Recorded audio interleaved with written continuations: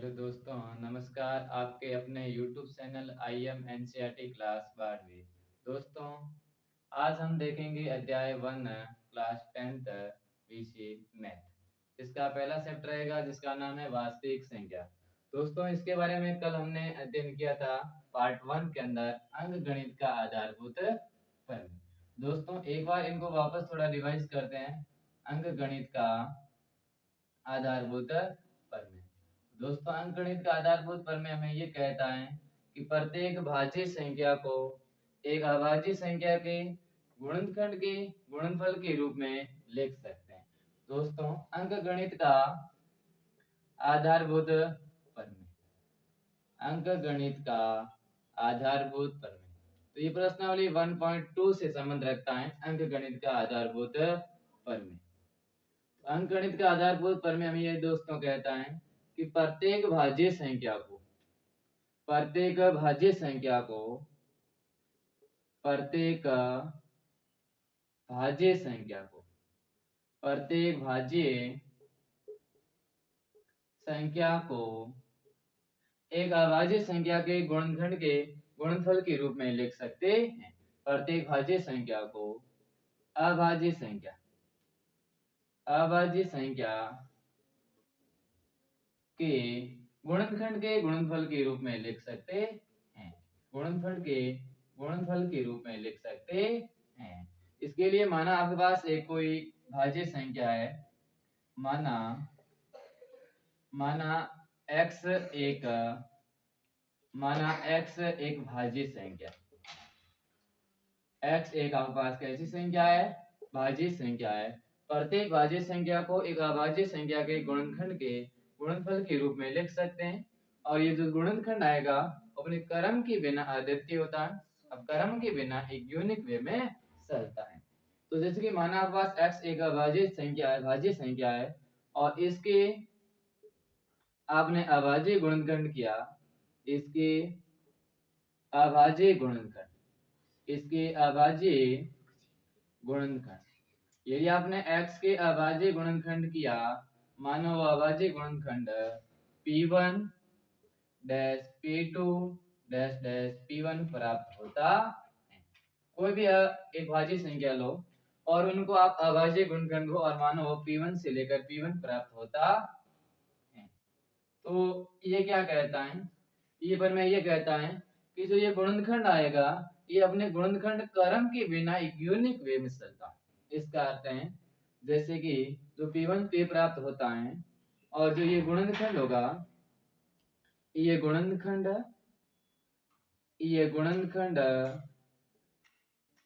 क्रम के बिना अद्वितीय होता है। अद्वितीय का अर्थ है दोस्तों देखना कि आप इनका क्रम भी चेंज कर दोगे तो भी आप जिस संख्या का अभाज्य गुणनखंड निकाला उन्हीं का ही मानोगे। तो ये गुणनखंड क्रम के बिना अद्वितीय होता है। कैसे? जैसे कि आप मान लो x एक भाज्य संख्या है कोई भी, और उनके आपने अभाज्य गुणनखंड लिखा, मानो p1 गुणा p2 गुणा p3 प्राप्त हुआ, और ये क्रम के बिना अद्वितीय करते हैं या आप इनका क्रम चेंज कर दोगे। इसका अर्थ है p2 पहले ले लोगे, p1 बीच में ले लो और p3 बाद में ले लोगे तो भी आप इनका अभाज्य गुणनखंड ही मानोगे। इसका अर्थ यदि आप क्रम चेंज कर दोगे तो उसके अभाज्य गुणनखंड के अंदर कोई इफेक्ट नहीं पड़ेगा। तो x है वो एक भाज्य संख्या है और उनके गुणनखंड इस प्रकार प्राप्त हुए हैं तो ये क्रम के बिना अद्वितीय करते हैं। इसका अर्थ यदि आप क्रम चेंज कर दोगे, p2 p1 और p3 के रूप में लिखोगे तो भी एक यूनिक वे के अंदर चलता है। इसका अर्थ ये एक यूनिक है। ये क्या है? यूनिक है। ये तो यूनिक वे के अंदर चलता है। दूसरा आपको ये रखना, और यदि आप इनके अभाज्य गुणनखंड को दोस्तों, यदि इनके अभाज्य गुणनखंड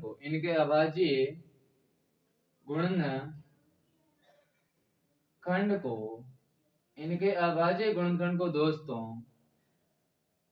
समान को मिलाने पर यानी इनके अभाज्य गुणनखंड जो आएगा उनमें समान को मिलाने पर, समान जो अभाज्य गुणनखंड आएगा उनको मिलाने पर अभाज्य संख्या की, अभाज्य संख्या की, अभाज्य संख्या की घात प्राप्त होते, घात प्राप्त होते हैं। यदि आप इन अभाज्य गुणनखंड को, समान जो अभाज्य गुणनखंड को मिलाना दोगे तो जो अभाज्य संख्या रहेगी उनकी क्या प्राप्त होगी, एक घात प्राप्त होगी।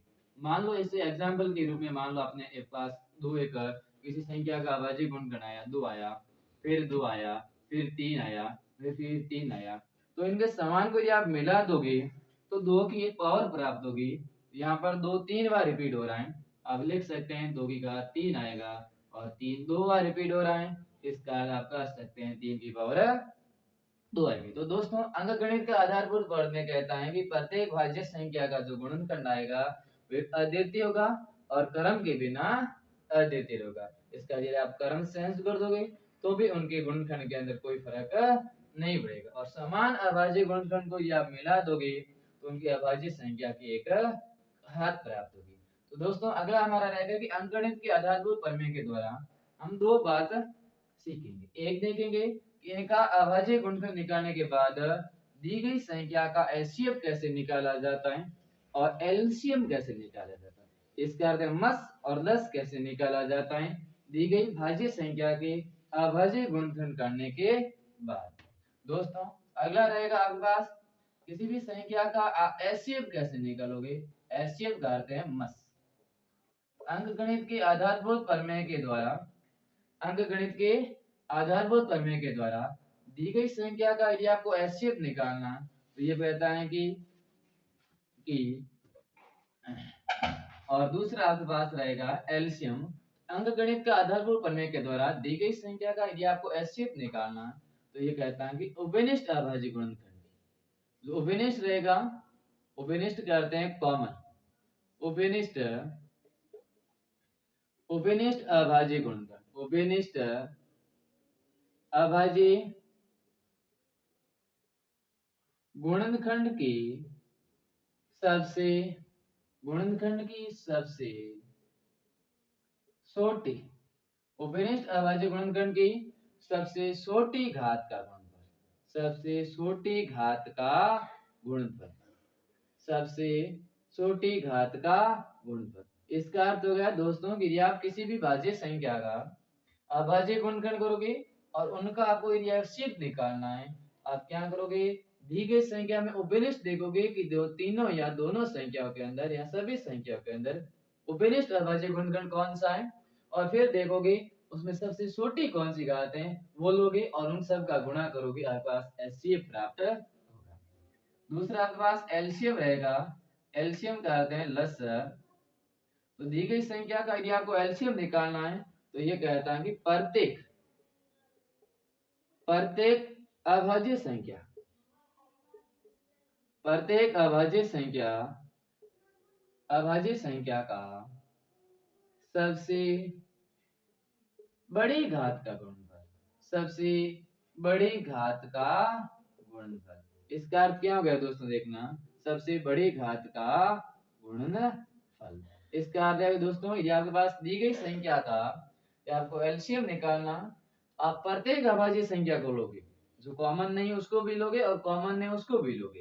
यदि कॉमन है तो आप उस अभाज्य संख्या को लोगे जिस पर सबसे बड़ी घात लिखी हुई है और फिर उन सब का गुणा करोगे आपके पास उस संख्या का एलसीएम प्राप्त होगा। तो माना आपके पास इसके लिए एक छोटा सा फॉर्मूला वो भी आपको याद रखना है। माना आपके पास कोई दो संख्या है, माना ए व बी दो संख्या है, एक छोटा सा फॉर्मूला वो भी आपको याद रखना है एलसीएम और एचसीएफ से संबंध में।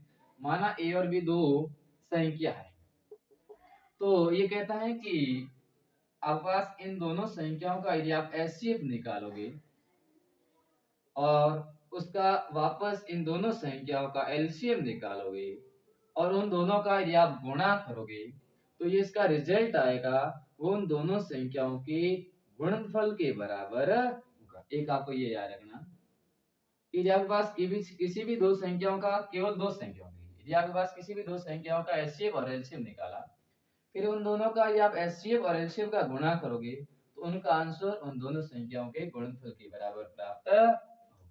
तीसरा आपको ये जानना है, यदि आपके पास माना कोई तीन संख्या है, माना ए बी सी, कोई तीन संख्या, वे तीनों संख्या भाज्य मान लो है, तीनों तीन संख्या है, तो तीनों संख्याओं के संबंध में एचसीएफ और एक एलसीएम का छोटा सा फॉर्मूला भी याद रखना आपको।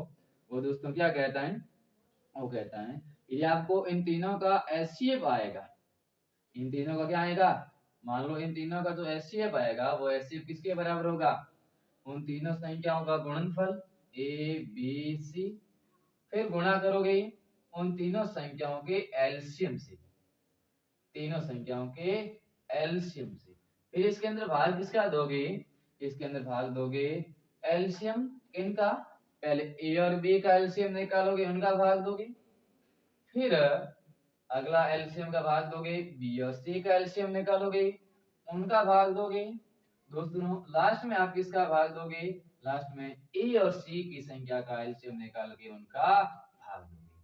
तीसरा तो आपको ये याद रखना है, यदि आपके पास एलसीएम है तीनों संख्याओं का, वो किसके बराबर रहेगा, उन तीनों संख्याओं को एचसीएफ आए एलसीएम आएगा, वो तीनों संख्याओं का गुणनफल गुणा उन तीनों संख्याओं का एचसीएफ का गुणा करो, और भाग देना है, जैसे कि यहाँ पर आपने एचसीएफ निकाला तो एलसीएम का भाग दिया दो दो का, तो यहाँ पर आपको एचसीएफ का भाग देना, दो दो संख्या देती है, तो पहले एचसीएफ लोगे ए और बी का, फिर लोगे एचसीएफ बी और सी का, फिर आप एचसीएफ लोगे ए और सी का। इस प्रकार ये आपके पास तीन फॉर्मूले जो अलग अलग आपको याद रखने,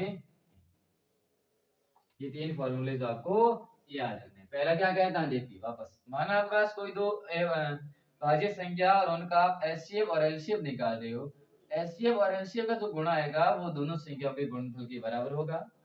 तीसरा माना आपके पास कोई तीन संख्या है, तो तीनों संख्या का जो एचसीएफ आएगा, तीनों संख्या का गुणनफल, तीनों संख्या का एलसीएम, फिर दोनों संख्या लेते हुए आप एलसीएम निकालो, ए और बी का एलसीएम, बी और सी का एलसीएम, सी और ए का एलसीएम। ध्यान रखना यहाँ पर एलसीएम निकाल रहे हो तो यहाँ पर एलसीएम का रहेगा, यहाँ पर आप एलसीएम निकाल रहे हो तो तीनों संख्या को गुणा, एलसीएम ए बी सी और एलसीएम ए और बी, एलसीएम बी और सी, एलसीएम और ए और सी।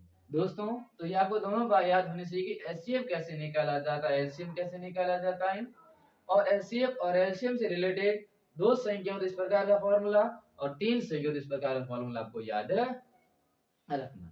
तो इसे रिलेटेड एग्जांपल नंबर आपके अगला देखिए 6, एचसीएफ और एलसीएम से रिलेटेड अगला एग्जांपल नंबर 6।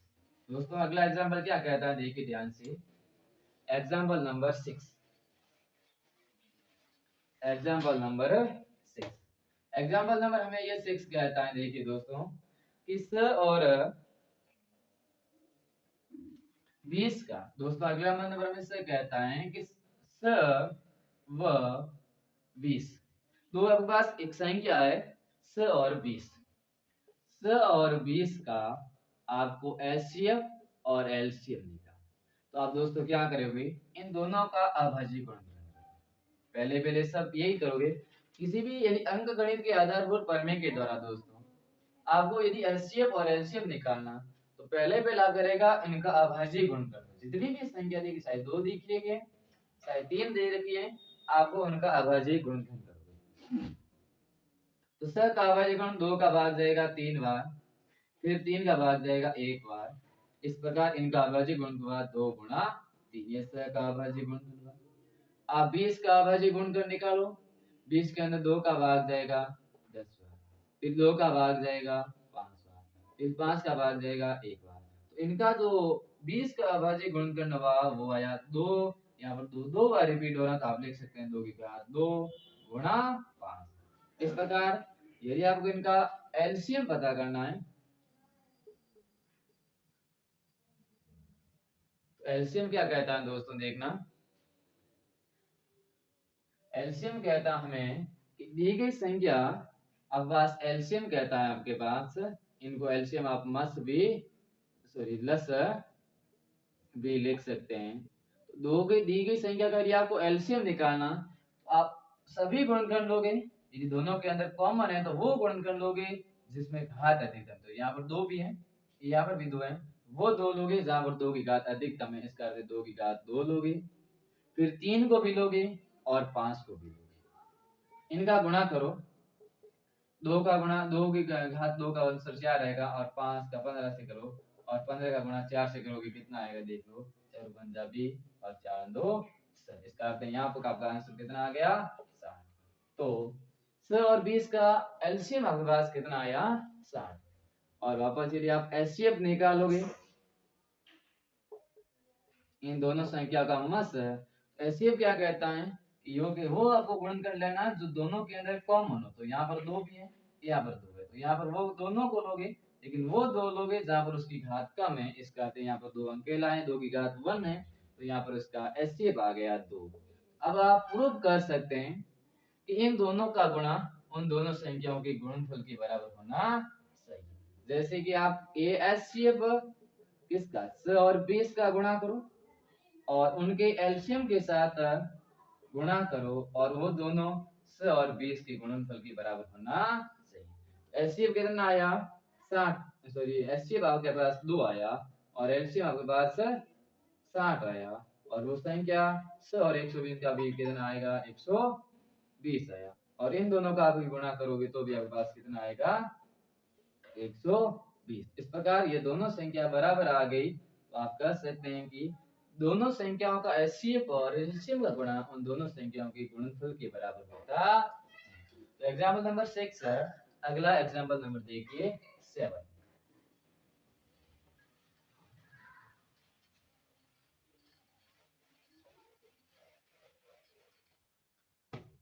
दोस्तों एग्जाम नंबर में 7 ये कहता है, अब बस दो दी गई संख्या होगी,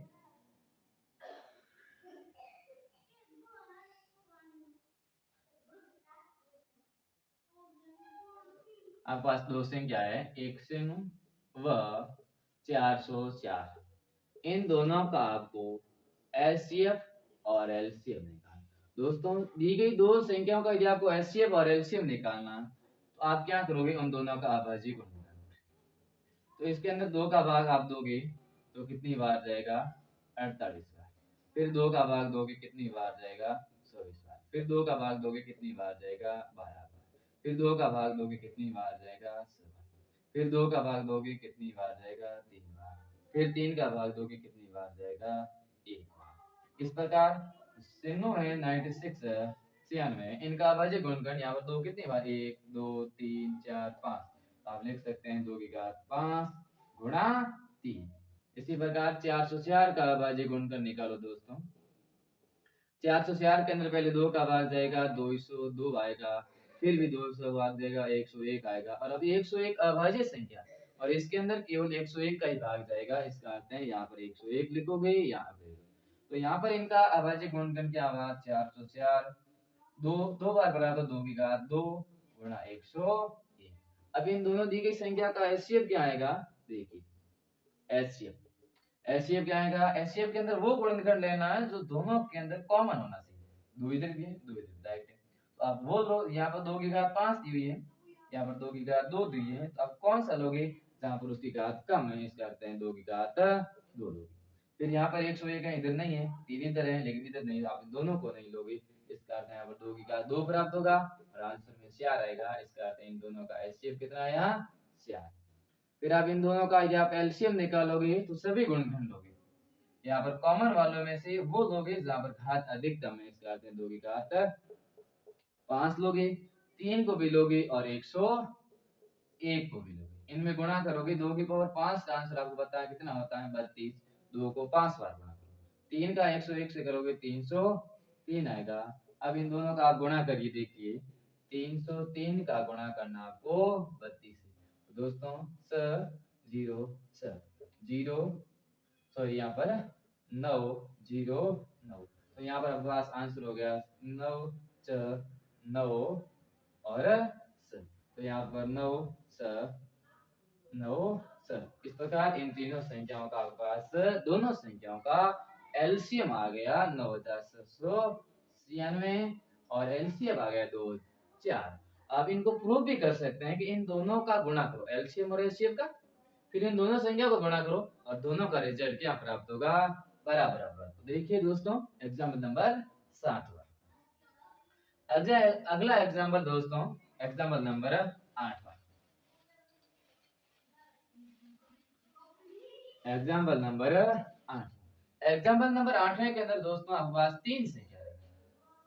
दोस्तों 3 संख्या है या 2 संख्या, आपको घबराना नहीं। आपके पास दी गई सभी संख्या का अभाज्य गुणनखंड करोगे और फिर उनको घात के रूप में लिखोगे, आरोही क्रम में लिखने के बाद घात के रूप में लिखोगे।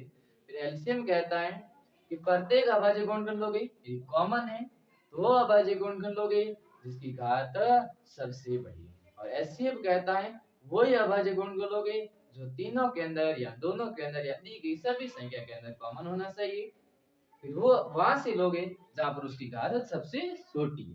तो अगला आपके पास जो एग्जाम्पल रहेगा वो रहेगा स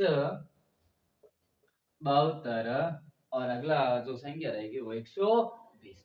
इन तीनों का आपको क्या निकालना है, एचसीएफ और एलसीएम निकालना। तो अभाज्य गुणनखंड विधि से निकालो स का अभाज्य गुणनखंड करो, तो यह तो आपको पता है 2 3 बार जाएगा 3 और 1। 72 के अंदर ये अभाज्य गुणनखंड करोगे 2 37 बार भाग जाएगा, फिर 2 का भाग जाएगा 37 के अंदर 18 बार जाएगा, फिर 2 का भाग जाएगा 9 बार। अब 9 के अंदर किसका जाएगा, 3 का, फिर 3 बार जाएगा और अब 3 का भाग जाएगा 1 बार। इसी प्रकार आप 120 का अभाज्य गुणनखंड करो। 120 का अभाज्य गुणनखंड पहले 2 का भाग जाएगा 60 बार जाएगा, 2 का भाग जाएगा 30 बार जाएगा, 2 का भाग जाएगा 15 बार। अब 2 का भाग नहीं जाएगा, किसका जाएगा 3 का 5 बार जाएगा, अब 5 का 1 बार। अब सर को मैं गुणनखंड लिखता हूँ, स का अभाज्य गुणनखंड 2 गुणा 3 आया। 72 के अभाज्य गुणनखंड में देखो 2 3 बार है तो आप लिख सकते हैं 2 की घात 3, 3 2 बार है तो 3 की घात 2 लिख सकते हैं। 120 का अभाज्य गुणनखंड 1 2 3 आया 2, 2 की घात 3 लिख सकते हैं, 3 लिख सकते हैं और एक 5। अब इन दोनों संख्याओं का आप देखिए एलसीएम, तीनों संख्याओं का एलसीएम क्या आया दोस्तों। एलसीएम आप ध्यान रखना सभी गुणनखंड को लोगे, यदि सबके अंदर कॉमन आपको दिखाई दे रहा है तो वहां से लोगे जहां पर उसकी घात सबसे बड़ी है। तो यहाँ पर दो तीनों के अंदर तो वो लोगे जहां पर 2 के घात अधिकतम, 2 की घात अधिकतम 2 की घात 3 है, ये 2 की घात 3। अब देखो 3 है इधर भी है इधर भी है तो 3 वहां से लोगे जहां उसकी घात अधिकतम, और फिर 5 एक में है बाकी में नहीं है तो 5 को भी तो इनका गुणा करो, इनका गुणा आपके पास 8 होगा, इनका 9 होगा, इनका 5 होगा, फिर आप इन दोनों का गुणा करोगे 72 आएगा 5 आएगा, इन दोनों का गुणा करो तो आपके पास कितना आएगा 360। दोस्तों इनका एलसीएम कितना आया 360। अब एचसीएफ देखिए, तो दी गई संख्या अगर आपको एचसीएफ निकालना तो वहां से वो गुणनखंड लोगे जो दोनों तीनों के अंदर होना चाहिए, दो इधर भी है दो इधर भी है इधर भी है, आप वो लोगे जिसकी घात सबसे छोटी। फिर 3 तीनों के अंदर तो वो लोगे जिसकी घात छोटी है, 3 आंसर स आएगा। इस प्रकार इन दोनों का एचसीएफ आपके पास स आया और एलसीएफ कितना आया 360 आया।